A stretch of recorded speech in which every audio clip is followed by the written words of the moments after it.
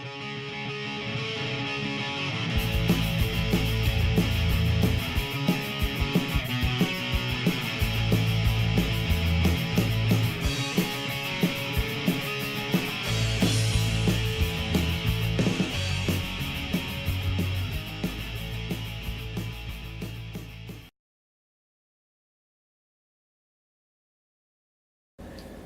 everybody, Andy here, Josh as well. Hello.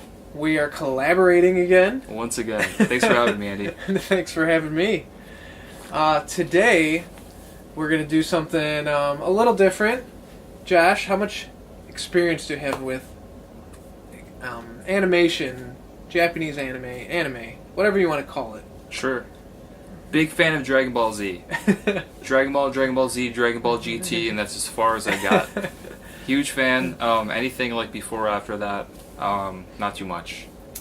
I don't blame you because, everyone was into Dragon Ball Z. That's what got a lot of people into anime. Yeah. In America. Is Pokemon considered anime, or is that like... I think so. I think it is. And Yu-Gi-Oh! That's anime too, right? Yu-Gi-Oh! Why not? Sweet. All that good stuff. But today, I got a little treat for you. Something that's going to take you a little past the Dragon Ball Z. It was actually before Dragon Ball Z. Okay. But I actually saw this when I was little, and I asked my mom to buy me the VHS. And looking back, I'm surprised she actually bought it for me because I was like 14. And the cover's a little promiscuous, a little revealing. What are you about to show me, Andy? I'm showing you Ghost in the Shell. There's a gun. Sexy lady with boobs. She's naked. What are you about to show me, Andy? This is not anything that crazy, but it is violent. It is messes with your mind a little bit. It's a thriller. Okay. I think you're really going to enjoy it. It's going to blow Dragon Ball Z out of the water, by the way. Really? Okay. Let's see about that, sir. Let's go check it out. Ghost in the Shell was directed by Mamoru Oshii. It is a science fiction thriller film that was released worldwide in 1995. It was released the following year on home cassette. It is based on a manga created by Masamune Shirow. In my opinion, Ghost in the Shell was the beginning of anime in the West. Of course, we had a great anime beforehand, like Mobile Suit Gundam series. We had Yu Yu Hakusho and Ramen Half, and of course, the amazing Akira. But when Ghost in the Shell, after Ghost in the Shell, we got widespread anime. Like, there was cable networks that took notice, like Toonami, and picked up a bunch of Japanese animation.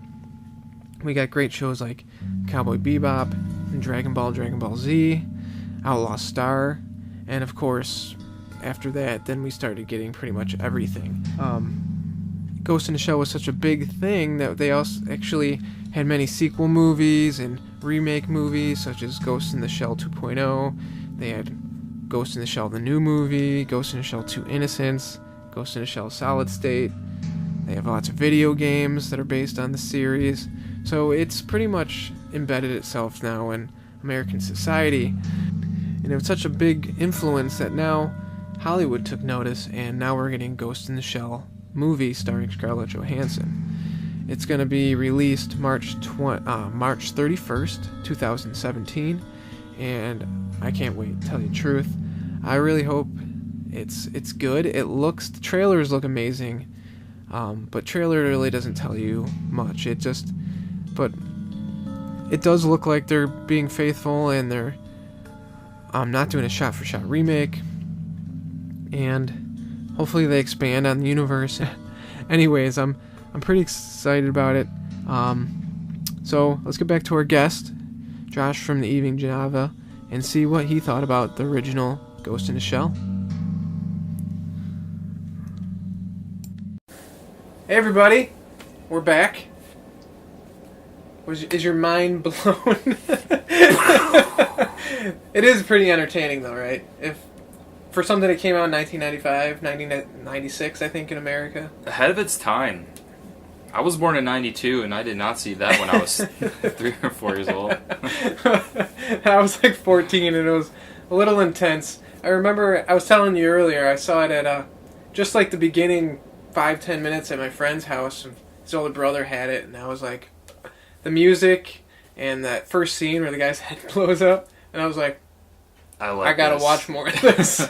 So like I said, I had my mom buy it for me. Dragon Ball Z is intense, and it's a lot of like, Kame! But not like bones coming out of the flesh. I like that. And it makes you think a little bit. We were talking about the ending, but we won't ruin anything for you, but definitely makes you think a little bit. Yeah. So, what's your overall impressions? Overall impression, it was good. It was like very different, like I said, ahead of its time. Very advanced, like a lot of references, like you brought it up. Like it looked very Matrixy with like the green code lettering and the cords in the back of the head, like them communicating that way. That remind me of like when they go into the Matrix, into the chair.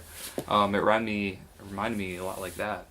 So it was cool. I'm all about like futuristic stuff and like sci-fi, so it was a little confusing at parts. Oh yeah, it's good. I think something like this you don't really want to get in one sitting. It's always better to watch them twice. Kind of the more you watch, the more you pick up. There's probably things I'd still pick up, and I've seen this movie a bunch of times. Yeah. We were talking about the animation a little bit. Pretty awesome, huh? Very, very good animation. Yeah. Thank you for reminding me about that. It was just those long sequences, especially in the middle. It's kind of like, I don't know what it would be, like an interlude where they had the music and the long scenes of Japan. And I don't know. What do you think about it? I'm talking all over you here. No, it's minus the blood and gore. Very good illustrations, and I think I brought up like in '95 there was still hand drawn stuff. Yeah, so not animation. Everything was digital at the time. So that's coming from an artist like hand and paper, if I'm correct. Yeah. And to make it look that stunning, like it was full detail, and like the place setting, like the city. The cityscapes, like everything they showed, even like the frames, like as they zoom in, there's like a really good shot of what's her name, the Major? Just Major. Yeah. Where they do that like Hitchcock zoom in, background zoom out shot, you know what I'm talking about? Like to do that with anime, I didn't think that was possible, but I'm sure. Anything. Yeah, I don't know much about drawing, but I'm assuming that was pretty intensive. Pretty good stuff. Music? Music. Different? Do you think it fit? Yeah. Do you think it was... Because, it's a futuristic film, and the music was very, I'd say, old-timey Japan. I think that's kind of like... The irony of having like old-time Japan-y soundtrack over a very futuristic story. Yes. I like that. Yeah, it's like I said, it's the first time I saw it. It's stuck in my head that I don't even know what they're saying, but those long notes like of high pitch, like high pitch. Yeah, it's kind of like Indian. I know what you're saying. You know what yeah, I don't know what it's called or really. That very high pitched, like I'm not gonna hit that note. You know what I'm talking about. You don't want to demonstrate? No.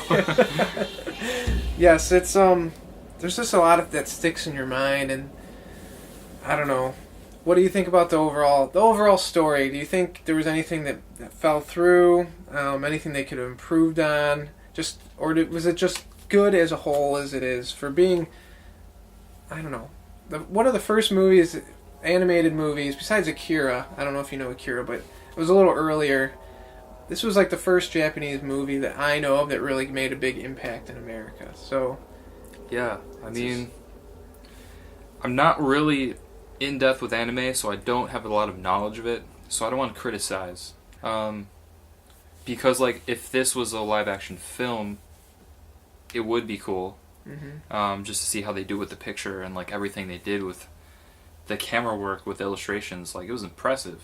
So imagine in a live action sequence, especially the action. You know how like anime is kind of very like floaty. Like when they're like punching and they're like jumping, it's very slow motion like. And they kind of overcompensate for. They make it seem like everything's very. Well, they're all like superhuman usually in anime, so they're kind of like. I see. Do you get what I'm saying? Yeah. So like everything's punch is just like. They're And it jumping just, like goes 30 up. feet in the air. Yeah. There was like spit coming off their face and shit. Yeah. So, But you cool to kind see of get that. what I'm getting at here with the live action animated movie. Is it? Yeah, Do you think it'll work as a live action movie? for sure. Just don't twist up the story too much. You know what I'm saying? Mm-hmm. Like if there's a lot of fans of Ghost in the Shell. For me, I've never heard of it up until you showed me. So like, I hope kids my age watch this first and then see the movie and then kind of compare them. You don't have to criticize, just like compare them and then see like the authenticity of the original story. Because I always think that's important. It is important, and I've been looking forward to this movie coming out. I think it's the end of March, so it's coming out here in like a week or two, and I'm pretty excited about it. I don't really know what else to say, but I'm super excited to see Scarlett Johansson. I was gonna say that just now. I was gonna be like, Scarlett Johansson's in it, so you can't go wrong. I know some people say it's kind of controversial that she's playing an Asian, but that all aside, I think it's awesome that they're making this movie live action, and that it's just being made. And the trailers seem to be very true to the movie or the shows. I don't know exactly what they're going for or what storyline there are, but it just seems very much like the movie right now, and I think it's pretty important. I would like to see him to expand on the story a little bit. Twist it up a little bit. So, I'm excited. Me too. I'm definitely gonna go see it. I have to.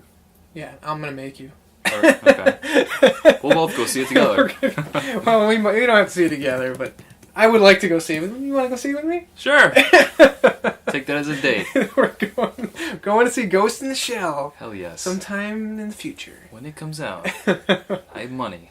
Excellent. Anything else? Any other notes, tidbits, anything you want to say? Not that I can think of on the top of my head. I don't want to ramble. But, again, cool story. Like, I've never heard of it up until, like, Andy showed me. And then I saw the previews for, like, the live action. So it was good to see this before the actual new one coming out. Because you get to see its authenticity, like I said. And, yeah, it's great. Great illustration. Cool story. A little twisty, but very futuristic. If you like The Matrix, you will like Ghost in the Shell. Is that shitty to say? No, because you could tell. I think they've acted the Russo. Is it the Russo brother?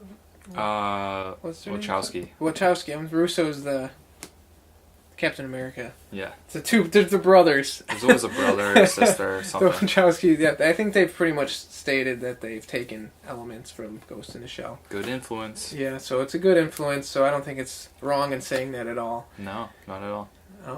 Anyways, thanks, Josh, for helping me out. Anytime. I'd love to come back. Excellent. And thanks for watching. I had a girlfriend once who wore a cowbell.